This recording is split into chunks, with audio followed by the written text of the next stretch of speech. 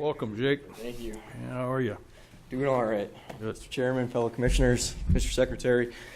This presentation will kind of just be a brief overview of stream fisheries management in the Black Hills, kind of the what, how, and why. I'll try and be as concise as possible. But just to get started, the three things that we always consider when we're looking at a fishery, there's always three aspects to it, and that would be the fish, people, and the habitat. So with those three things in mind, how do we manage?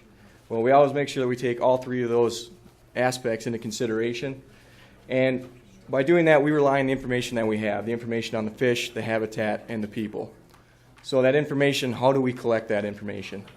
For our fish, the actual organisms in the system, we rely on a couple different things, whether that's standard stream sampling that Game Fish and Parks personnel collect, focused research projects that can be either conducted in-house by GFP staff or in cases where the scope of the project is large enough to warrant a research project.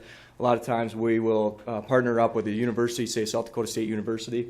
And then also the literature, because there's a lot of good information that's been collected in the past by other states, other agencies that we can use in management of our Black Hills streams.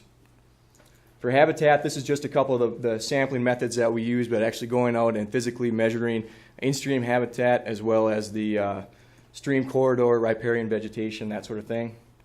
And then a very important aspect is the actual user groups themselves. And there's multiple ways that we collect information. First one being creel surveys. This is where we actually go into the field and physically talk to an angler during their fishing trip. Angler surveys, which we're currently conducting right now, this can be an internet or a mail-out survey. And then open house meetings or presentations. And this facilitates face-to-face interaction with the public where we can take comments, present data, and then any comments or concerns that the public or users may have with the fishery. So we collect all this information. What are we looking for? Well, there's several characteristics of all the components that we tend to look for trends in. In our fish population, these are the big three we call population dynamics, our recruitment, growth, and mortality. And I'll cover all these in a little bit more detail here. With our habitat, some of the main aspects that we look at would be the flow, the amount of water that we have in our streams, that water temperature, and the productivity of the water, so the amount of nutrients that it has. And also with our people, or our user groups, we want to identify our user groups because we do have a diverse public. And we do have multiple user groups out there that have different ideas of how to use a resource and what their preferences are. And then what harvest might be, and then overall satisfaction of the user groups, whether that's with the fishing experience or with the fishery in general. So the big three is just going to look at our fish population, our recruitment, growth, and mortality, just to briefly cover those. Recruitment, just by general definition, we consider that to be a number of fish surviving to a defined size or age. In Black Hills streams, we're concerned with 8-inch trout. That's what we consider an adult trout in our Black Hills streams. And so by looking at recruitment, we may see a lot of little fish, but we're concerned with the number of those fish that actually survive to become adults. Why? Because it's necessary for any self-sustaining fishery. In order to have adults that can reproduce, you have to have them growing from small fish into that size category. Now because of this, we kind of consider recruitment to be the strongest of the big three. Now here's an example where we had an issue with recruitment in a Black Hills streams. This is Rapid Creek below Pactola Dam. Standard stream surveys here. We have the year down on the x-axis and the population estimate based off standard sampling on the y. The yellow line would be the number of juveniles sampled during our standard stream samples, and the red would be adults. And you can see that we have high numbers of juveniles in the mid-2000s. However, our population of adults is basically flatlining. We're not seeing those small fish recruiting to that adult population. So we're seeing a disconnect there. So that's just an example of where recruitment can be limiting in a fishery. Now moving on to growth, just by definition, addition of length or weight by an individual, or we look at growth of numbers or biomass by a population. There's several things that can affect growth. One would be abundance, or the number of fish in a system. You only have so many mouths and there's only so many resources to go around. Stream productivity, the amount of nutrients, that's going to have this bottom-up effect to drive what kind of food production is available for those fish. And then water temperature. Water temperature drives the metabolism of those fish and can slow growth up or down. Here's an example of how we look at growth in a stream population. These are brown trout from Spearfish Creek. Otolith age is on the x-axis. What that is an otolith is basically the ear bone of a fish, and we can use that to age a fish. They lay down rings just like the growth rings on a tree, and so that's a very accurate way that we can get the age of a fish. One of the ways we have to extract that is actually sacrifice the fish because it is basically centered in their head. And then we have length of fish, but we can get an idea based off age and length. Those blue dots there, those are actual individual fish. And from there, we can create a growth curve that predicts what a brown trout in that population, how long it should be at a certain age. And what we can do from there is we can compare that growth curve to growth rates in other brown trout populations in the Black Hills and also around the country to see how our growth rates compare to other populations.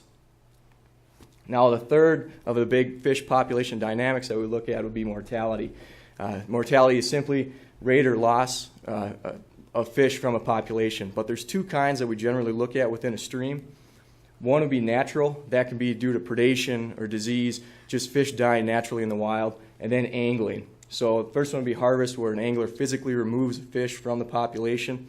But then we also look at hooking mortality, and this can be affected by temperature, length of the fight, type of bait used, and essentially what it means is after a fish is released, that fish still dies due to the stress caused by that fight, and essentially it's the same as removing that fish from the population. So we always take hooking mortality into consideration as well. Just a couple examples from Black Hill streams. This is one of brown trout in Rapid Creek below Pack Trout. We were tracking fish during the summers of 2010 and 2011.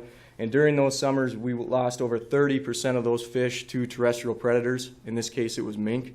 And so that's a high rate of natural mortality. So those fish are in a catch-release area. So while even though there was no harvest mortality occurring, we were still seeing a lot of fish dying due to natural causes. And so regardless of what the regulation was, we were still seeing a lot of trout die in that system.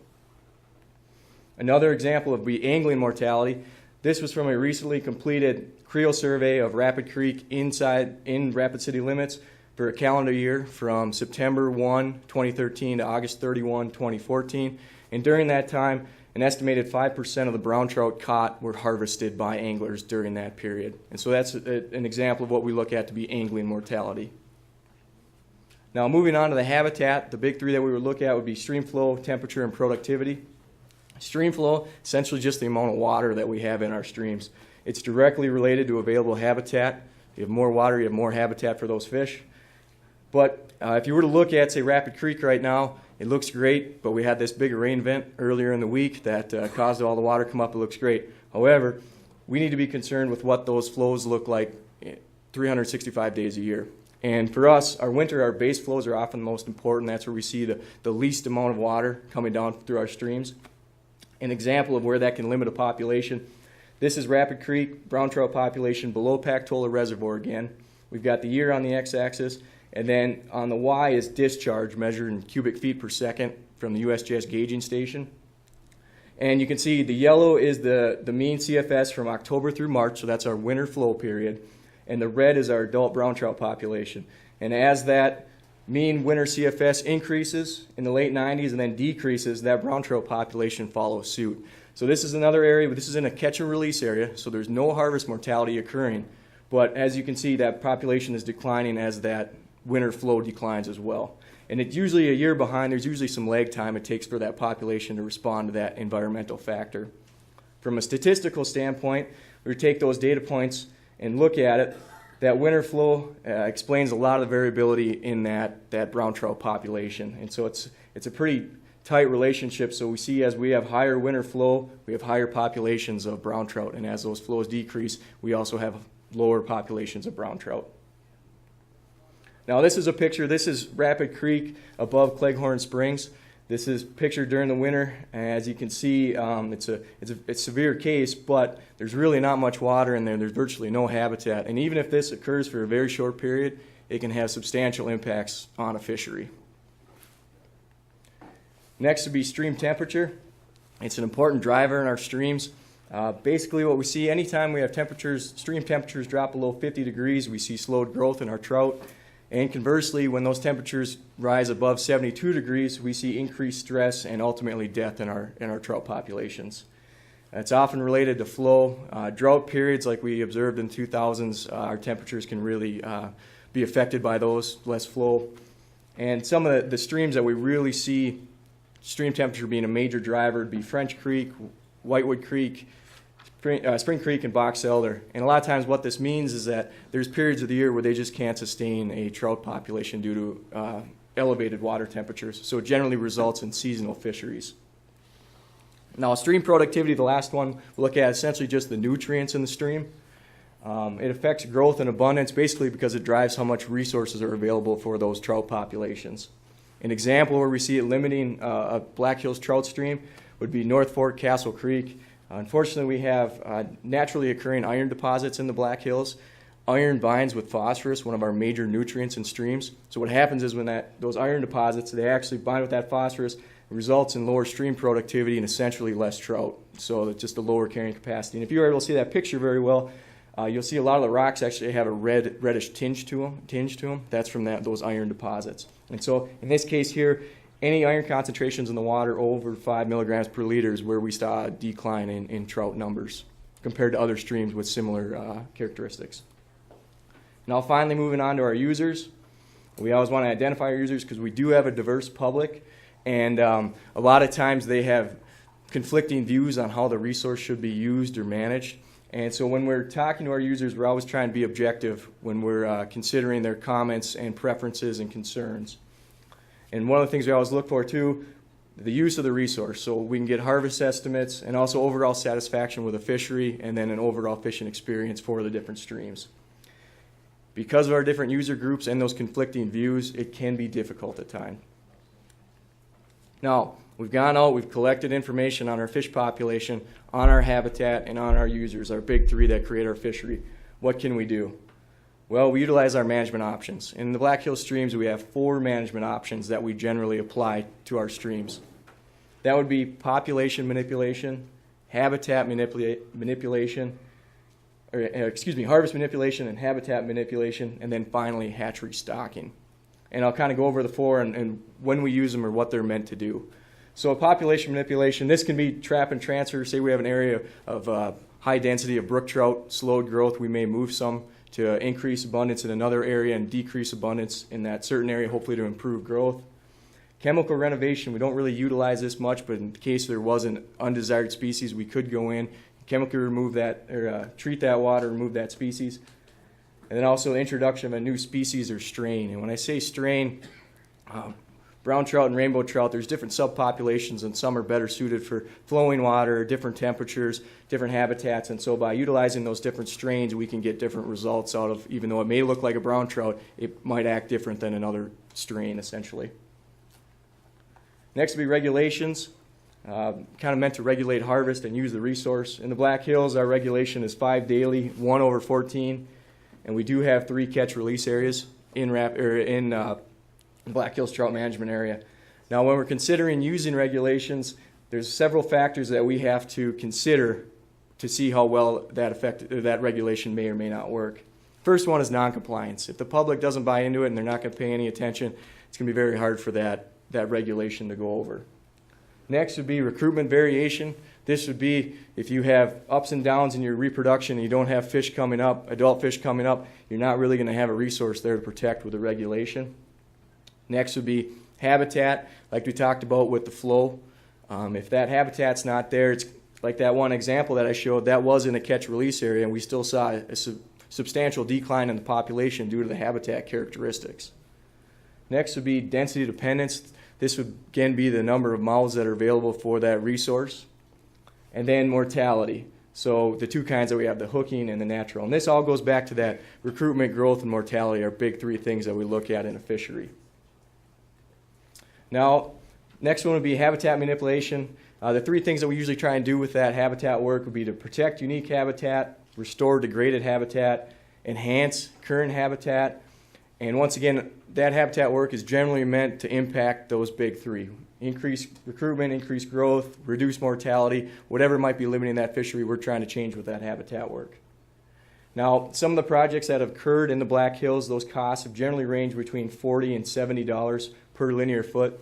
The project that is scheduled for Pack Trout Basin to hopefully start this fall, that is right around $55 per linear foot. Next would be hatchery stocking. So we stock adult catchable trout. The reason we do this is that as soon as those fish enter a stream, a system, they're available to that adult population, available to an angler. The areas that we stock, one would be areas with little to no natural reproduction. Examples of this would be Spring Creek below Sheridan Reservoir, and then French Creek. Both of these streams are generally limited by thermal tolerances and water temperature. Also areas with low adult abundance, so high use areas such as campgrounds or areas like Rapid Creek above Pack Trout Reservoir, we also run into some water quality issues. But all these areas that we stock, generally we're trying to fill a void in either that recruitment, growth, or mortality. So wherever we're seeing some issues there, stocking is one way that we can kind of fill a gap. So just kind of wrap up, I know that was a lot of information. I tried to cover it quickly and concisely, but just kind of a wrap up, a take home. 3 components to a fishery that we always take into consideration when discussing management options. That would be our fish, our habitat, and our people. Systems are dynamic. I mean, what you see today, it's just a snapshot. It might be completely different in a month or so, but we need to take that into consideration all the time. They're constantly changing. Environmental factors, temperature, flow, they can be major drivers in the system and really, sometimes with regulations, they can be really hard to overcome when you have environmental factors that affect a fishery so substantially. And once again, just kind of hammering it home, our recruitment, growth, and mortality, the 3 things that we really look for when we're evaluating our data to see what's happening with our fisheries populations. And with that, I'll be happy to take any questions.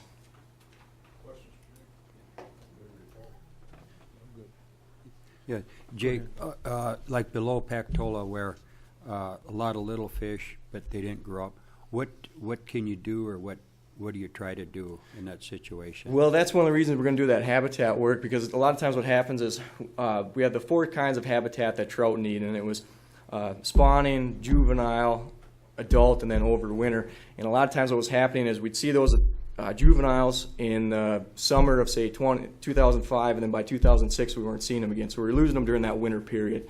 A lot of times that's when we're seeing our base flows, so habitat becomes constricted, and we were losing them either through direct predation by adult trout or emigration. They were just leaving, or they were falling victims to, they could be terrestrial predators like mink or osprey or things like that. And so this habitat work that we're doing will be hopefully creating more habitat to have more areas to have essentially a higher carrying capacity to help push those juvenile fish into that adult range. Yeah. Do you work that on, or do you find that in other streams too, and that you so you're working different streams, or? Mm-hmm. Yep, we do, and we do see that quite often.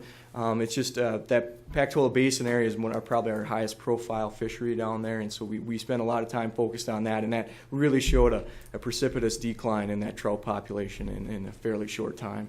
So. Mm-hmm. Thank you. Mm-hmm. Other questions or concerns for Jake? Nice job. All right, thank you. Appreciate that, Jake. Okay, let's end up